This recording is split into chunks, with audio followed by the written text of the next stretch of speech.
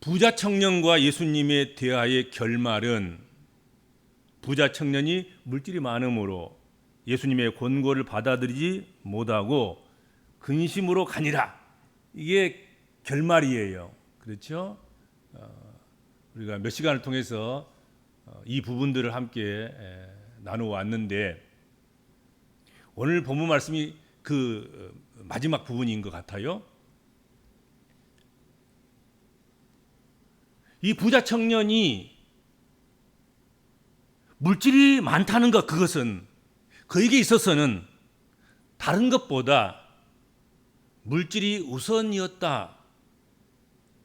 그것을 암시하고 있는 것이죠.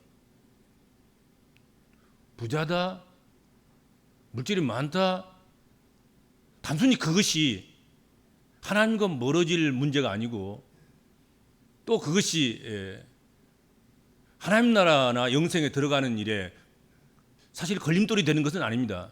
오히려 물질이 많고 부자이기 때문에 더 믿음 생활 잘할 수도 있고 더 구제도 많이 할 수도 있고 더 은혜도 풍성하게 누릴 수도 있는 것 아니겠습니까? 그래서 이 부자 청년과 예수님의 대화 속에서 나오는 이 부자의 문제는 단순히 물질이 많다는 것이 아니고 다른 어떤 것보다, 영생보다, 또 주께서 주시는 명령보다, 주께서 제시하는 말씀보다 물질을 지키는 것, 물질을 유지하는 것, 또 물질을 더 쌓아나가는 것, 그것이 더 우선순위였다는 것이죠. 그러했기 때문에 가서 소유를 팔아 가난한 자들에게 주라. 그리하면 하늘에 네 보화가 있으리라. 그리고 와서 나를 따르라. 그 하신 말씀에 순종할 수가 없었던 것이죠. 물질이 더 소중한데, 예수님 말씀보다 물질이 더 소중한데 물질을 버리고 물질을 팔아서 가난한 자에게 구제하고 어떻게 예수를 따릅니까? 12제자들도 마찬가지죠. 12제자들이 다 일터를 가지고 있는 사람들이에요. 다 생업을 가지고 있었다고요. 그들이 거기를 떠나면 물질의 문제가 반드시 생길 것을 알았단 말이죠. 그럼에도 불구하고 나를 따르라 그렇게 말씀하실 때 그들은 다 생업을 버리고 예수를 따른 거예요. 근데 이 부자 청년은 가서 물질을 정리하고 그리고 와서 나를 따르라. 그런데 물질이 더 우선됨으로, 물질이 많음으로 말미암아서 그냥 슬픈 기색을 띠고 그 예수님과 대화 자리에서 물러나고 말았다. 떠났다. 돌아왔다는 얘기가 없어요. 이 일이 있고 나서 베드로는 이 부자 청년의 결말을 보면서 예수님 곁에 있는 자신과 제자들을 가리키면서 우리는 저 부자 청년과 달리 모든 것을 버리고 주를 따라 싸웠는데 그런즉 우리가 무엇을 얻으리까 하고 물은 거예요. 오늘 본문이 그렇죠? 자, 부자 청년이 와서 예수님과 대화하고 사실은 문제가 해결되지 않는 채로 사실은 문제를 더 안고 기쁜 낯으로 기쁨을 가지고 뛰어가서 그렇게 살아야 되는데 오히려 슬픈 낯을 띠고 근심거리를 가지고 그리고는 다시 돌아가는 거잖아요. 그 현장을 목격한 베드로가 우리는 저 부자 청년처럼 버리지 못해서 슬픈 낯으로 예수님을 떠난 사람들이 아니라 우리는 다 버리고 예수님 따랐는데 그렇다면 저 청년과는 달리 오늘 우리들에게 예수님을 저렇게 다 버리고 쫓아온 그런 저희들에게 무엇을 주실 수 있습니까? 무엇을 얻게 되겠습니까? 아주 대단히 큰일 한 것처럼 우쭐한 그런 마음으로 질문을 했던 것으로 여겨집니다. 그렇죠. 저 부자 청년, 저 잘난 부자 청년, 그리고 모든 율법을 다 지켰다고 이야기하는 저 부자 청년도 예수님을 못 따르고 슬픈 낯으로 근심거리를 가지고 그리고 왔던 길로 돌아갔는데 우리는 다 버리고 왔지 않습니까? 예수님 말씀 순종했지 않습니까? 우리는 다 희생했습니다. 다 버려 싸웠는데 그렇다고 하면 저 부자 청년과는 달리 우리는 무엇을 얻을 수 있겠습니까? 무엇을 얻으리까? 이 질문은 베드로가 했지만 12제자 모두의 질문이었고 베드로가 대표로 한 질문이었다 생각이 됩니다. 그렇죠. 베드로만 이 생각이 있었겠습니까? 거기 지금 배와 그물과 어장과 이것들 다 버리고 쫓아온 어부들, 그리고 가정과 생업과 그런 것들을 버리고 사실 예수께를 따르겠다고 쫓아온 제자들, 그렇게 뜯어 말리는 부모, 뜯어 말리는 형제들을 다 뒤로하고 외면하고 예수 쫓아오겠다고 쫓아온 그런 사람들, 그 사람들이 지금 다 똑같은 질문을 지금 하고 싶은 것이죠. 베드로처럼. 그렇죠. 베드로는 지금 예수 쫓아오면서 뭘 버렸습니까? 어부란 직업을 다 버리는 거예요. 뿐만 아니라 우리가 잘 아는 것처럼 베드로가 그렇게 훌쩍 떠나버리자 베드로 장모가 열병이 걸린 거잖아요. 그렇죠. 생업을 이끌어가는 가장 중심된 그런 사람이 가족 내팽개치고 예수 따르겠다고 떠나버리고 난 다음에 남은 그 가족들의 상실감들, 그것은 여러분들 아주 힘들고 크고 무서운 것 아니겠습니까? 그런 경험을 다 가지고 있는 12제자들이 똑같은 질문을 지금 하고 싶을 거예요. 베드로처럼 우리는 다 버렸습니다. 우리는 다 버리고 떠나왔습니다. 그렇다고 하면 우리가 예수께로부터 무엇을 얻을 수 있겠습니까? 하나님으로부터 무엇을 얻을 수 있겠습니까? 하나님 나라로부터 뭘 공급받을 수 있겠습니까? 하는 것이죠. 오늘 저녁에는 이 질문을 중심으로 해서 말씀을 나누기로 하겠습니다. 베드로와 함께 거기 있던 제자들의 대부분은 사실 가진 모든 것을 버리고 예수님을 따라 나선 그런 사람들이었습니다. 그러므로 이 질문 속에는 부자 청년과는 달리 우리는 예수님의 요구에 순종했다는 생각과 그러기에 예수님께서도 마땅히 우리에게 무엇인가 얻도록 해주어야 하는 의무가 당연히 있다는 식으로 그런 보상을 바라는 심리가 담겨져 있다 하는 것이죠. 우리는 주님을 위해서 저 부자 청년과 같이 하지 않고 우리는 다 버리고 주님 왔는데 저 청년에게는 아무것도 해주지 않아도 되지만 다 버리고 온 우리들은 주님 당신께서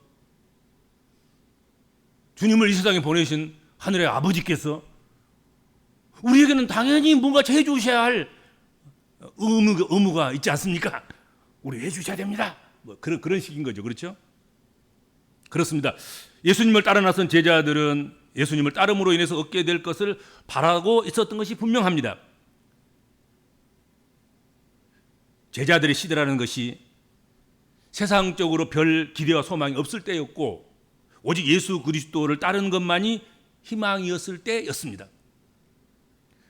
그래서 예수가 오실 때의 문화적, 경제적, 종교적, 윤리적 뭐 여러 가지 그런 상황 판단을 해보면 그때가 가장 사람 살기 힘든 것이었고 세상이 세상 같지 않는 때, 그래서 이것을 새롭게 판을 짜야 될 그런 기로 그때에 구약과 신약을 가르고 BC와 AD를 가르고 율법과 복음을 가르는 그때 예수가 오신 것 아니겠습니까? 그렇죠. 그런 상황 속에서 세상을 다 버리고 예수께 쫓아온다는 것은 예수께 희망을 걸었다는 거지요. 예수께 오면 이전에 살아왔던 것과는 전혀 다른 삶을 살 수 있겠지. 예수를 따르면 예수께서 우리의 삶을 책임져 주시고 또 우리가 세상에서 얻지 못한 것들을 얻을 수 있도록 그렇게 해 주시겠지 하는 기대와 소망이 있었을 거다 하는 거지요. 그 기대와 소망이 그들로 하여금 모든 것을 버리고 떠나서 예수님을 열심을 내어서 따를 수 있게 한 것입니다. 그런데 우리가 복음서를 읽어보면, 사복음서를 다 읽어보면 그 기대와 소망을 가지고 열심히 주를 따르는 가운데 때때로 자신들의 기대와는 달리 얻어지는 것이 없을 때 그들은 불평을 하게 되고 원망을 하게 되고 실망을 하게 됐습니다. 염려와 근심을 하게 됐습니다. 이런 일은 예수님의 공생애 동안 여러 번 반복되었습니다. 그렇죠?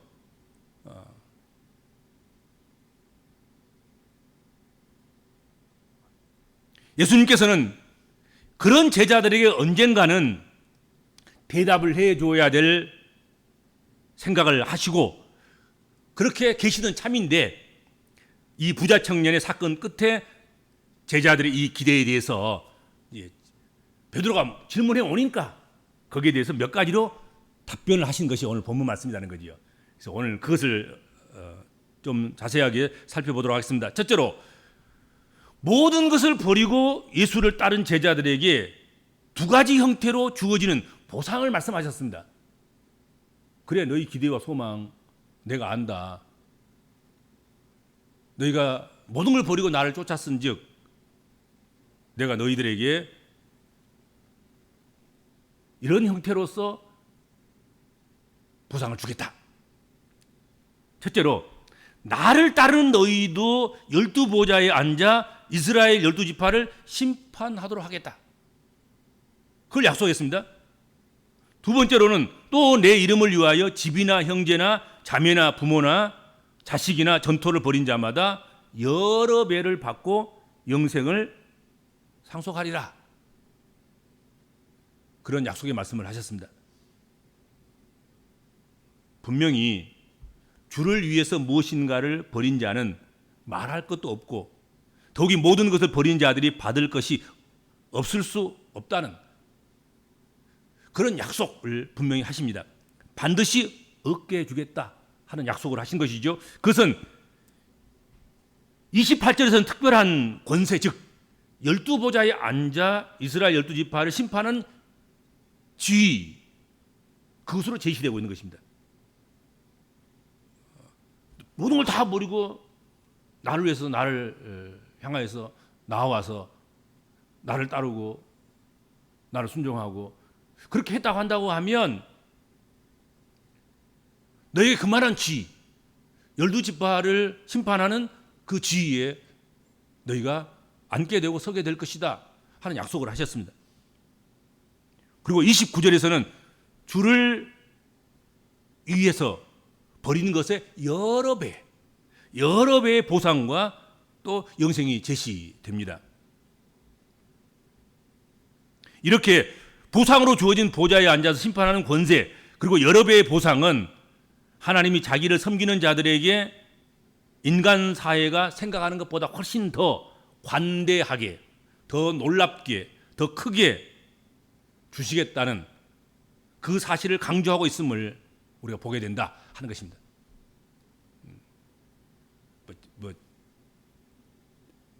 조무래기 같은 조그만한 그런 자리가 아닌 12지파를 다스리는 12지파를 심판하는 자리에 너희들이 앉게 될 것이다 하는 약속.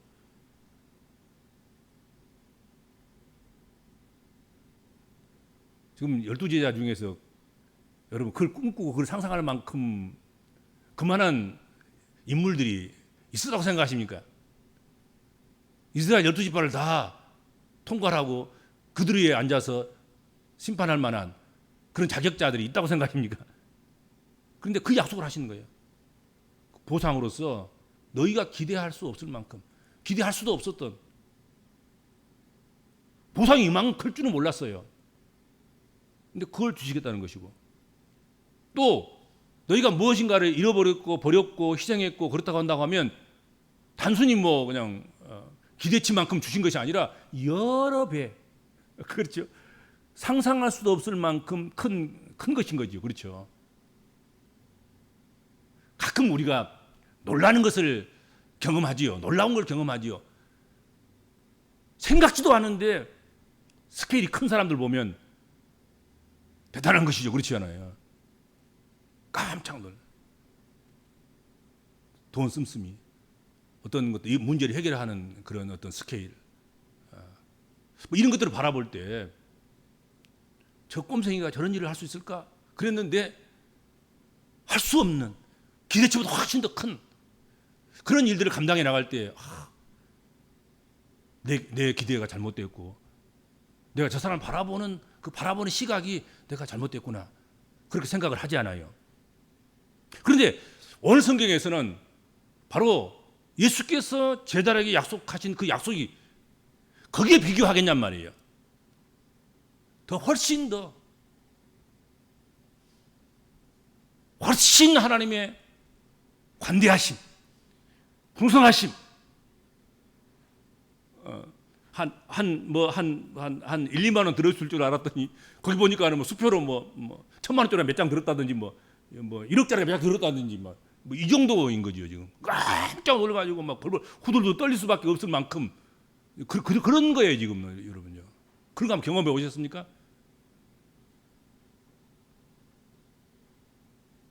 하나님의 스케일이 얼마나 큰가를 알게 되는 순간이 될 것이다 하는 약속을 하고 있는 거예요. 여러분 여기서 너무 그 자질구레한 것 때문에 너무 속상해하지 마세요. 진짜로 하나님 나라에 가면 하나님의 스케일을 우리가 경험하게 될 것입니다. 아주 스펙타클한 큰 사이즈로 그냥 이렇게 몰아쳐오는 그런 은혜를 또 그런 하나님의 보상을 우리가 누리게 될 것이다 하는 그걸 지금 이야기하고 있는 거예요. 너무 자질구레한 것들 때문에 고생하지 말아라. 내가 원망하고 불평하고 서로 다투고 그러지 말아라. 그때가 되면 내가 너희에게 12지파를 다스리는 보좌 위에 앉아서 심판하게 하리라. 그리고 너희가 나를 위해서 잃어버리고 희생한 것 그보다 훨씬 더 몇 배로 누가복음에 몇 배라고 그랬습니까? 그건 그냥 100배라 그래서 100배로. 작은 게 아니에요. 100배 그냥 100배. 100배란 말은 100배가 아닐 거란 말이죠. 너희가 상상할 수 없을 만큼 큰 것으로 보상하리라. 그런 약속이 아니겠나 생각합니다. 물론 주를 위해 버린 것과 버린 것의 여러 배의 보상이 약속된 것이라고 해서 신앙을 핑계로 이런 것들을 가볍게 취급하고 소홀히 여기며 의무를 다하지 않아도 된다는 그런 뜻은 아닐 것입니다. 그러니까 아이고 주님께 주실 테니까 물질까지는 그냥 희생하지 버리지 형제 자매 부모 이 관계 이런 거 뭔 소용이 있어? 그냥 버리면 하나님께서 그냥 몇 배로 주신다 그랬는데 100배까지 주신다 그랬는데 소홀히 하고 대충 때우르고 그렇게 해서는 안 되는 것이죠. 그렇죠?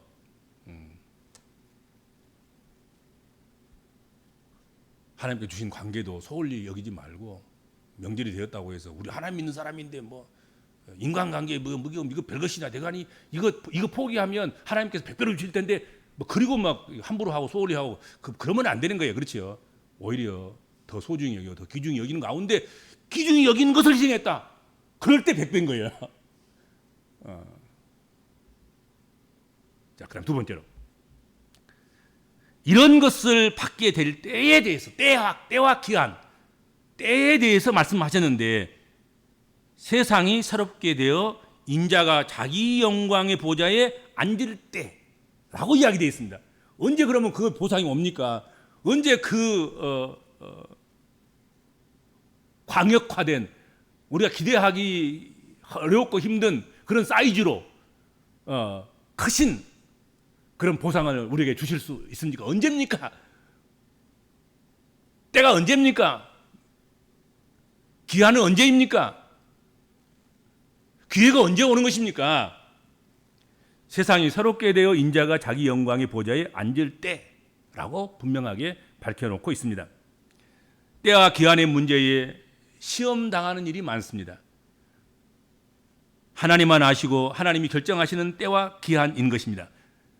그때에 세상이 새롭게 되고 주님이 자기 영광의 보좌에 앉게 될 때라 그렇게 말씀하십니다.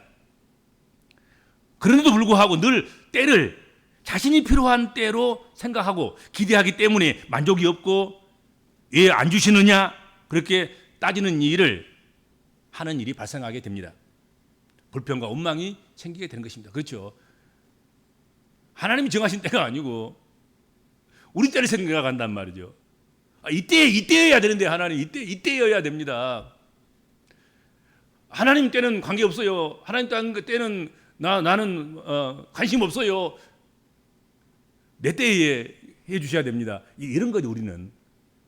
그래서 내 때에 안 되면 불평하고 원망하고 안 주신다고 짜증내고 그렇게 되는 것이죠. 근데 때와 기한은 하나님께 있다는 그 사실을 그건 우리가 잘 알면서도 믿지 못하고 실천하지 못하고 붙잡지 못하는 것 아니겠습니까? 하나님 때와 기한을 인내를 가지고 기다릴 수 있어야 되겠다 하는 것이죠. 하나님 때와 기한을 하나님 때가 있는 줄 알고 하나님 기한이 있는 줄 알고 이 땅에서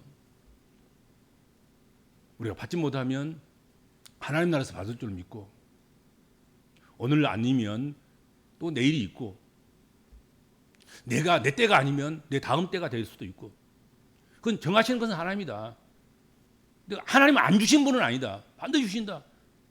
가장 적당하게 가장 합당하게 하나님의 때가 오면 그때가 되면 세상이 새롭게 되어 인자가 자기 영광의 보좌에 앉을 때가 오면 그렇죠. 지금 십자가 지러 오셨는데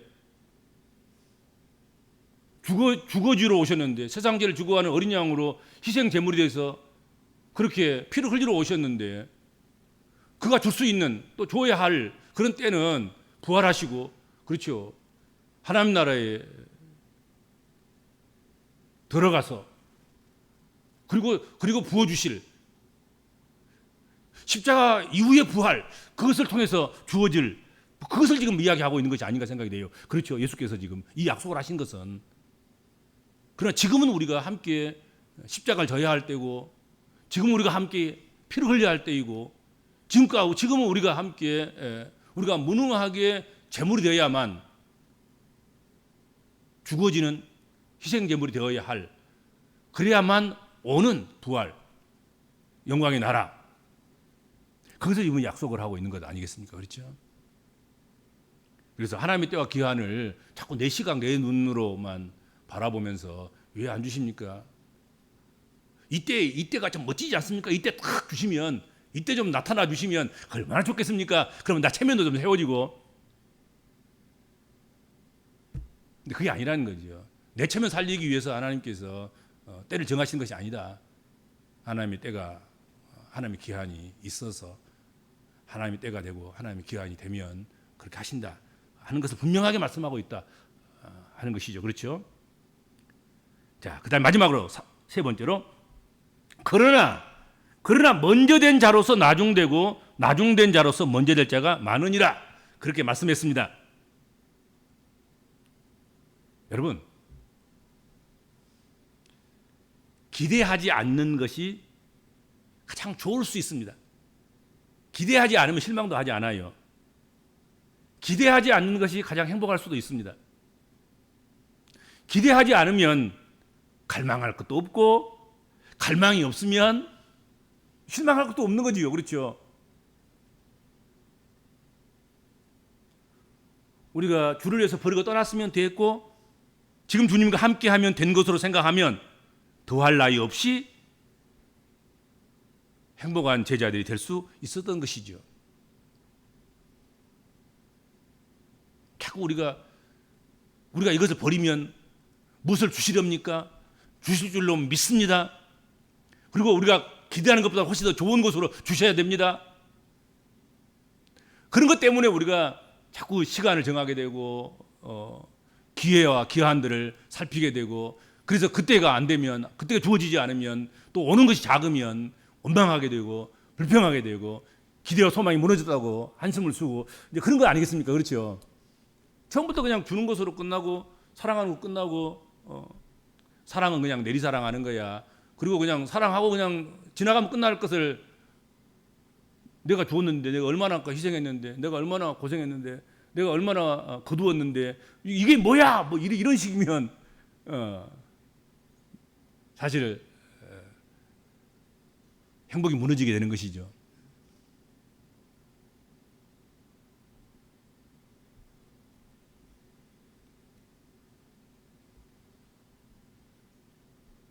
그러나 버리고 떠나면서 그리고 주님을 따르면서 주어질 권세와 보상을 바라고 고대했기 때문에 마음 졸이고 오늘 했던 질문과 같은 그런 베드로의 질문을 우리도 하면서 살아가게 되는 것입니다. 이 질문 속에는 아직도 받지 못했다는 채권 의식이 담겨져 있는 것입니다. 나는 이렇게 투자를 했고, 이렇게 버렸고, 이렇게 드렸고, 이렇게 희생했고, 이렇게 살았는데, 그러므로 내가 뭘 더 받아내야 하고, 더 누려야 하고, 하나님은 우리에게 그걸 주셔야 할 채무자입니다. 채무자. 빚 받으러 온 사람들처럼 그렇게 되는 경향이 있다 하는 것이죠.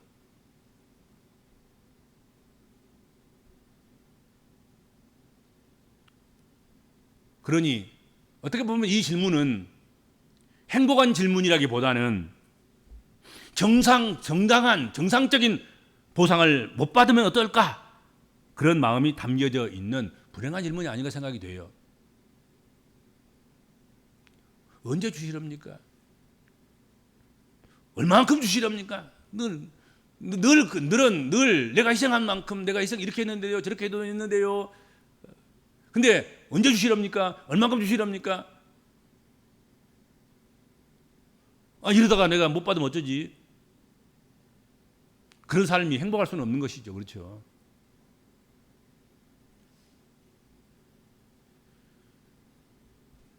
예수님은 그 보상이 반드시 있을 것이며 그 보상이 공정할 것이라고 약속하십니다. 그리고 그 보상은 세상에서 기대보다 훨씬 크고 많을 것임을 분명히 하십니다. 그러면서도 주님께서는 여기에도 반전이 있다고 하십니다. 아무리 먼저 버렸다고 해도, 아무리 많은 것을 버렸다고 해도 나중 보상을 받게 될 수도 있고 적게 보상을 받게 되는 경우도 있다. 아무리 먼저 따르고 아무리 많이 버렸다고 해도 천국에서 지위나 여러 배로 결정하는 그것이 사람이 아니라 하나님이시기 때문에 순위가 바뀌기도 하고 많고 적음이 전복되기도 하기도 하고 그럴 수 있다 하는 것을 말씀하고 있는 것입니다. 여러분, 그러므로 보상 있습니다. 그 보상은 우리가 기대하는 것보다는 상상할 수도 없는 크고 놀라운 것일 것이다. 그것은 의심의 여지가 없습니다. 그러나 여러분, 그렇게 믿고 기대하지 말라는 것입니다. 기대하지는 말아야 할 것입니다. 보상을 주장해서도 안 될 것입니다. 보상의 때와 분량도 주시는 이의 뜻에 맡겨야 된다는 얘기죠. 그렇죠?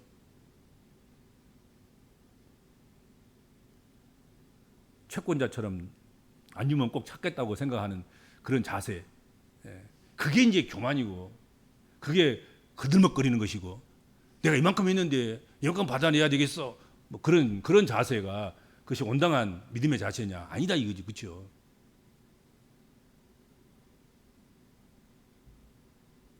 내가 드린 것으로도 그것이 끝이라면 좋고, 그러나 분명하게 하나님께서는 우리에게 약속하셨습니다.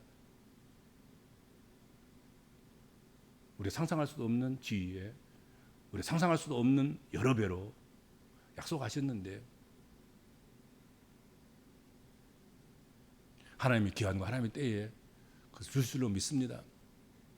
그 때와 기한을 정하고 그 순위를 정하고 그 전후 사정을 결정하시는 분은 내가 아니라 하나님이십니다.